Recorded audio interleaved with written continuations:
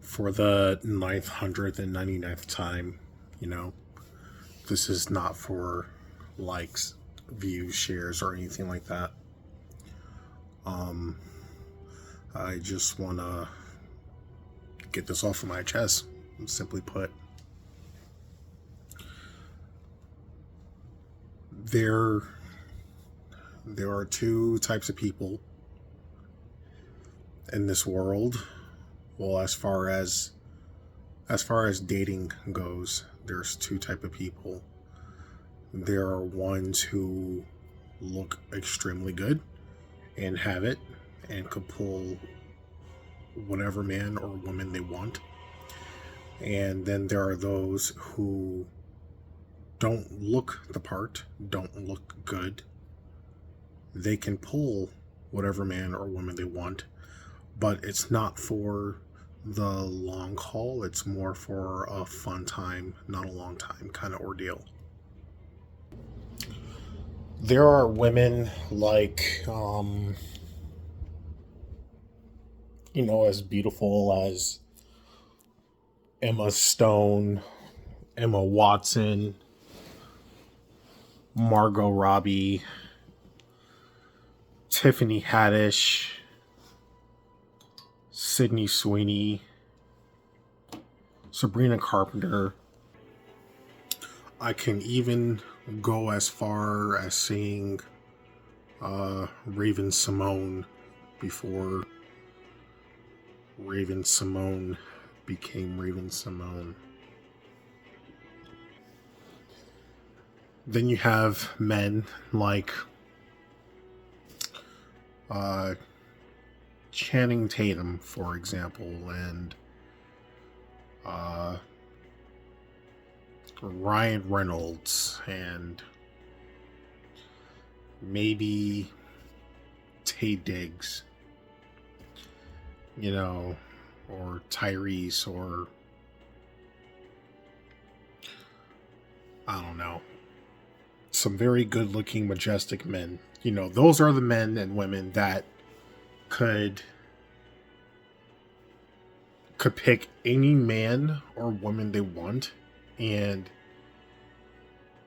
have no problem of successfully having a successful long-term relationship or marriage. But because they know that, they have options. Then you have the men and women that look like, I'm sorry, but like Lizzo or myself or yourself, whoever's watching this. Um, you have people like that, with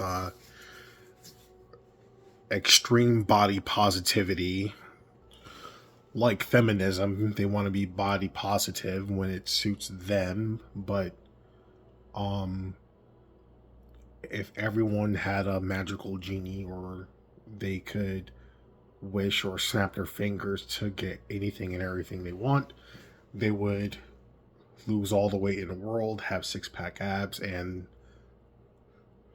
they'll probably want to look like Tiffany Haddish, or Lizzo will want to look like Tiffany Haddish, and I guess Melissa McCarthy. She was a big woman, and for what it's worth, when she was a big woman, she was actually beautiful. And I seen some type of ad where she lost a lot of weight. I didn't recognize her until I had to like really pay attention, but you know, they're body positive until they don't want to be body positive anymore. Only when it suits them. So now, when it comes to that notion, what I do hate the most is how these ugly people. I'm one of them. I'm ugly. I'm average. I'm slightly below average on a very, very good day, I'm slightly below average on looks and body type and height and income and all that stuff. I am. I admit that. I know that. If I play in my own lane. I don't reach for the stars. I shoot for the moon at the very least. I know my battlefield. But lately, women don't play in their battlefield. They don't go for the moon. They try to reach the stars. And what had me messed up is that a fellow coworker, I've been working at this place for going on uh,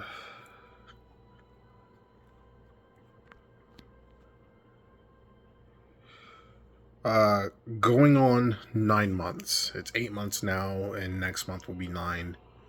So I've been working at this place for 8 months, and most of my friends and family are in Connecticut. And the friends that I did make when I moved here, they are living in another town, and it's not like New York or Connecticut or any highly dense populated state or town where everything is a walk away. You have to have a vehicle. If you don't have a vehicle, you're essentially like, that's it. You're done. So when I moved to this other small town and I got this job, I put my best foot forward and try to make friends. And when I try to make those friends, I invited them to my home. I fed them, and I did my best to entertain them. One guy turned out to be fake. That's cool.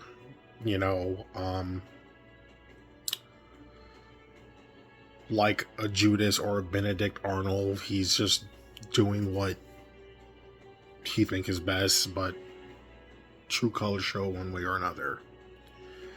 Then we have this one female. This one female is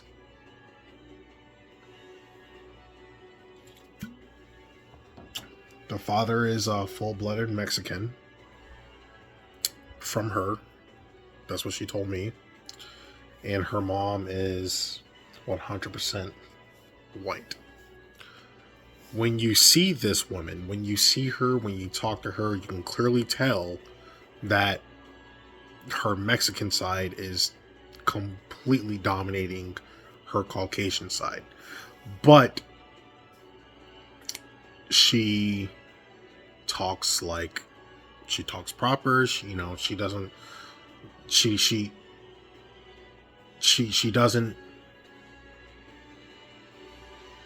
she's not a statistic, so to say, if that makes sense.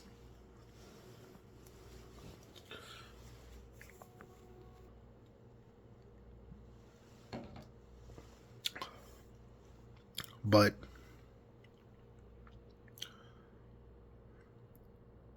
when it comes to not want to be a statistic, you're damned if you do, and you're damned if you don't. Be who you want to be. You're damned if you do, and you're damned if you don't, if you try to be who you want to be. But sometimes there's a certain limit where you try too hard to be adjacent. You try too hard to fit in. And this woman that I invited to my home, not alone, with a group of people, with fellow coworkers,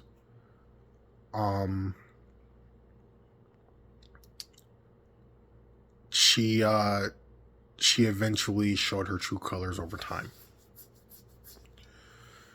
And what I mean by that is, and I had to hear this from another woman. Now keep this in mind, whether it's admitted or not. But another woman that I assumed that she could probably confide in, or whatever the case may be,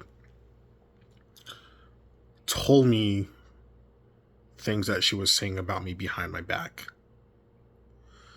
So I live alone, and I ask everyone, like, hey, do you want to spend the night? You want to chill? I don't ask one person individually. I invite them as a group, and whoever wants to stay, they can stay. If they want to go, they can go. But I'm not. When I have them stay over, it's no ulterior motive. It's just to stay the night. Drinks are, and they will be involved. So I'm not into people, drinking and driving or anything like that. Because if something happens when they leave, that's on my conscience. And I don't want that on my conscience. So the first time she came over, I threw it out there to everyone. I'm like, hey, do you want to stay the night? She said no. Alan said no, and even I was about to say his name. Even this one dude who I thought was a friend or could be a friend, even he said no.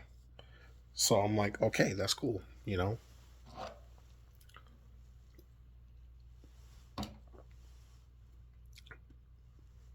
Now she's telling other people that I'm trying to sleep with her, that I'm mad that she rejected me, and that I'm a creepy predator and all that stuff, and the whole get up. She doesn't know that I know that she's saying these things. So she's half Mexican and she's half white, and she's about 5'2", maybe, and this is a very big maybe. She might be 5'4" on a very good day. I'm not really good with height like that. I'm just, like, she's like right here. I'm 5'9", so she's like right here. So something like that. I don't know. Not only is she short, but she's well over 180 pounds. Well fed, well taken care of.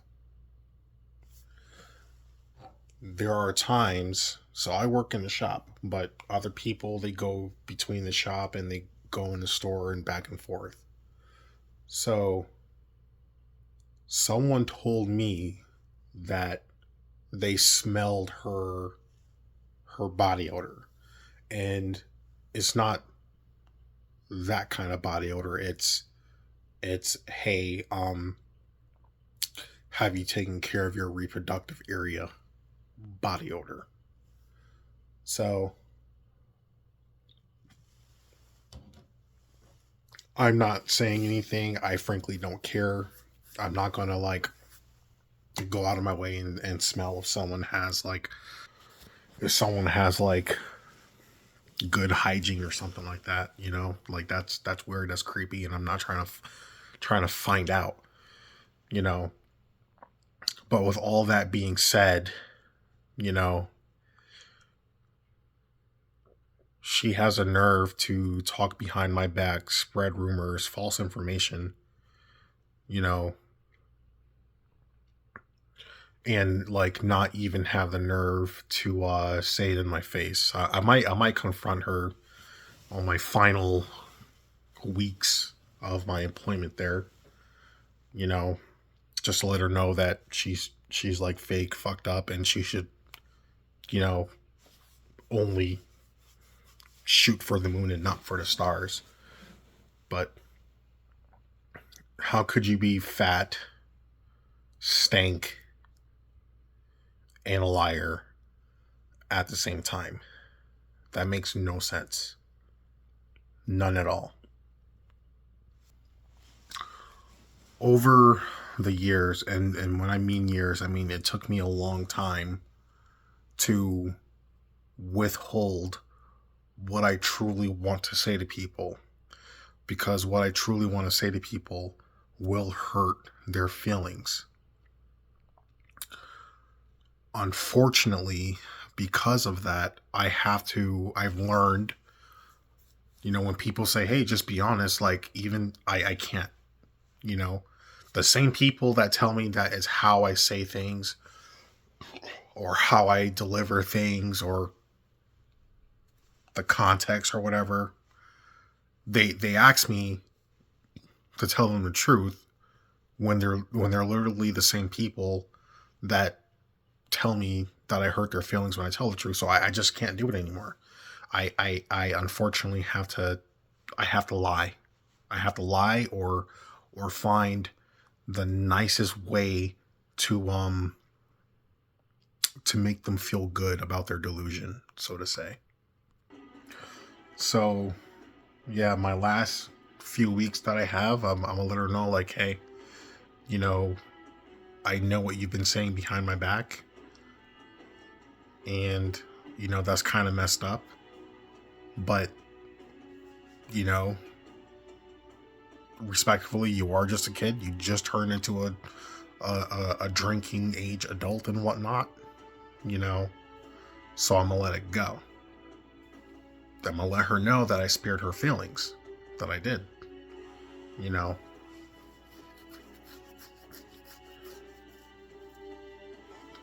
but it's just, I don't know. Like, I'm mad.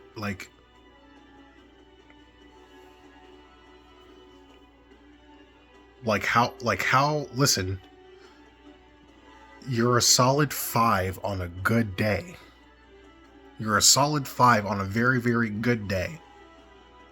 But you're acting like you're a solid 8 or a 9 on your worst day. You can't be doing that. You're having skinny girl attitude when you shouldn't have skinny girl attitude. You should stay in your lane. She should stay in her lane. I hope this video gets to her some way, somehow, some way, some form. There's a lot more that I want to say, but it's really messed up how she's going around telling people that I'm mad that I got rejected. Like, I wasn't even going for you, lady. Like what the, wow. Oh, wow. I don't know what desperate men in her life that boosted her ego. What she's been hearing from other people, I don't know, but it's crazy. Like you'll catch me messing with a transsexual in Thailand or the Philippines before you catch me with that. And I mean that with all due respect. No, matter of fact, I'm with all disrespect. Like, you'll catch me doing some LBGT mafia stuff before you catch me with that. I would have to be extremely desperate, and in the like pornography would need to be banned worldwide. I have to be missing an eyeball and walking with one leg and broken, desperate, and all that to even think about getting with that. Crazy work. Crazy work.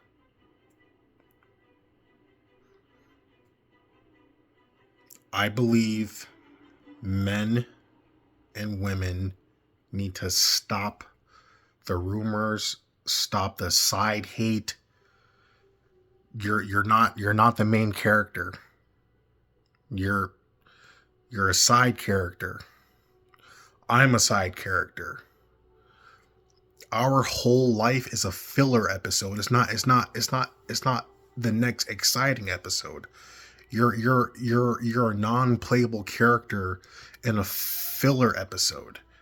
You know, in a video game, you're not one of the main villains or the side hero. You're not the sidekick. You're the non-playable character that people talk to get a quest and come back, and the reward that you give them is a ring that's worth 3 pieces of gold in Skyrim or something like that. That's who you are. That's what we are, and we need to stay in our role. Shed 100 pounds at the very least, and then boost that ego.